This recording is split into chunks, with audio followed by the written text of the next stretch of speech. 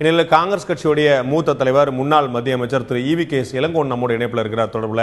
வணக்கம் திரு இளங்கோவன், உங்களுடைய பார்வை, உங்களுடைய கட்சி திரு எடப்பாடி பழனிசாமிக்கு எதிராக வாக்களிக்கும், திராவிட முன்னேற்ற கழகம் எடுக்கக்கூடிய நிலைப்பாட்டுக்கு ஆதரவு தெரிவிக்கும் சொல்லிங்க. பட் திராவிட முன்னேற்ற கழகம் வெளியேற்றப்பட்டது, காங்கிரஸ் வெளிநடப்பு செய்தது.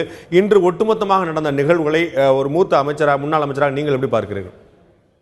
இல்லை, இது ஜனநாயகத்தினுடைய படுகொலை என்றுதான் சொல்ல வேண்டும். சபாநாயகர் ஏனென்றால் அவர்கள் கேட்டது 2 கேள்விதான். ஏன் உடனடியாக நடத்துகின்றீர்கள், கொஞ்சம் கால அவகாசம் தாருங்கள் என்று கேட்டாங்க.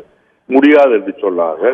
சரி, அப்படி நீங்கள் வாக்கெடுப்பு நடப்பதாக இருந்தால் ரகசிய வாக்கெடுப்பு நடத்துங்கள் என்று சொன்னார்கள். இதில் என்ன தப்பு என்று எனக்கு தெரியவில்லை. உண்மையாலுமே அவர்களுக்கு பலம் இருந்திருந்தால், அவர்களுக்கு மெஜாரிட்டி இருந்திருந்தால் ரகசிய வாக்கெடுப்புக்கு ஏன் தயங்க வேண்டும்? அதை செய்திருக்க வேண்டும். அதை விட்டு நீங்கள் ஒரு 10 நாள் எல்லா எம்எல்ஏக்களையும் ரிசார்ட்ல போட்டு அடைச்சு வச்சு பயமுறுத்துவீங்க, அதே மாதிரி கைதியாட்ட கொண்டு வருவீங்க, அப்புறம் ஓப்பனா ஓட்டு போடணும்னு சொல்லி இதெல்லாம் எப்படி அவங்களுடைய மனசாட்சி பிரகாரம் அவங்க எப்படி ஓட்டு போட முடியும்?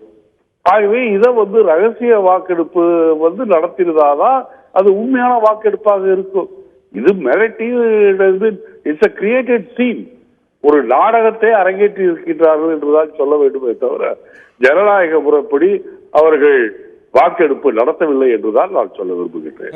சட்ட வல்லுநர்கள் இதுல எந்த விதமான விதிமீறலும் இல்லை, ஏதோ கோரம் இருந்தா போதும், அவர்கள் இருக்கக்கூடிய வாக்காளர்கள் சட்டமன்றத்தில் எத்தனை பேரோ அவர்கள பெரும்பான்மை பெற்றால் போதும் அப்படின்னு சொல்லி தானே சட்டம் இருக்கு. சட்ட மீறல் இதுல இல்லை என்ற சட்ட வல்லுநருடைய பார்வை. நீங்க சட்டம் மீறல் இல்லையோ இருக்கின்றதோ அது வேறு விஷயம். உண்மையாலுமே இவர்களுக்கு தைரியம் இருந்திருந்தால், நம்பிக்கை இருந்திருந்தால் ரகசிய வாக்கெடுப்பிற்கு ஏன் இவர்கள் தயங்கினார்கள் என்பதுதான் என்னுடைய கேள்வி. அது மட்டுமல்ல, நீங்கள் வெளியாட்களை கொண்டு போலீஸை உள்ளே கொண்டு அவர்களுக்கு வெள்ளை சட்டையும் வெள்ளை தொப்பியும் மாட்டி நீங்கள் வலுக்கட்டாயமாக ஸ்டாலின் உட்பட எல்லாத்தையும் தூக்கி எறிந்திருக்கின்றார்களே, இது என்ன நியாயம் என்று நான் கேட்கின்றேன். ஆகவே இது ஒரு ஜனநாயகத்துடைய படுகொலையின் உச்சகட்டம் தான் தமிழ்நாட்டிலே இன்றைக்கு இந்த சபாநாயகர் நடத்தி வைத்திருக்கின்றார்.